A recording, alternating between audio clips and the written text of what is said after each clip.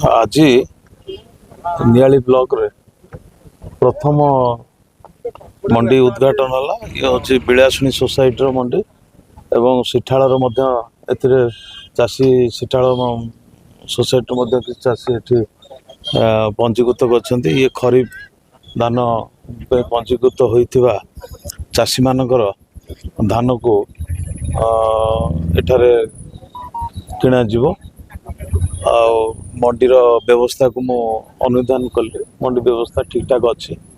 एबे भी सरकार जो योजना करिसेंती एठी बिलासुनी सोसाइटी पे गोटे एकर जगह वर्तमान जगह दिया जाइछि, चिन्हट करा जाइछि। से अनुसार आसंता रवि बेलू को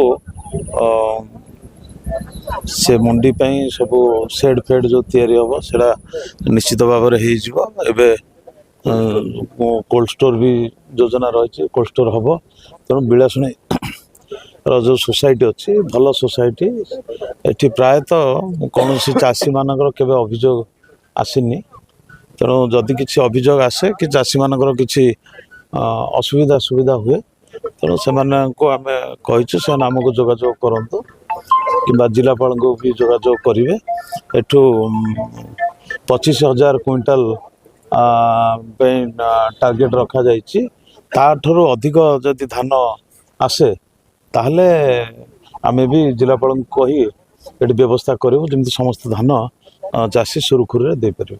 मंडी रु सीधा सड़क जिलापाल अनुधान कर सीसीटीवी कैमेरा व्यवस्था कौन कहे देखु गोटे चाषी मानकर बारंबार अभियोग आसला आमे आम सरकार आम लोकप्रिय मुख्यमंत्री माननीय मोहन चरण माझी तांकर निर्देश क्रमे जे ओडिशा रे जेते मंडी अच्छी जमती चाषी माने असुविधार न पड़े से ये सब कैमेरा लगा जाउछि।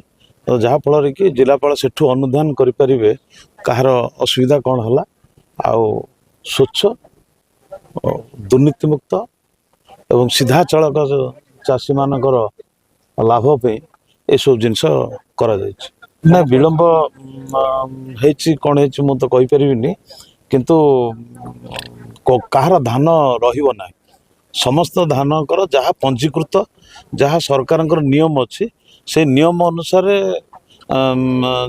चाषीर धान निश्चित उठियो।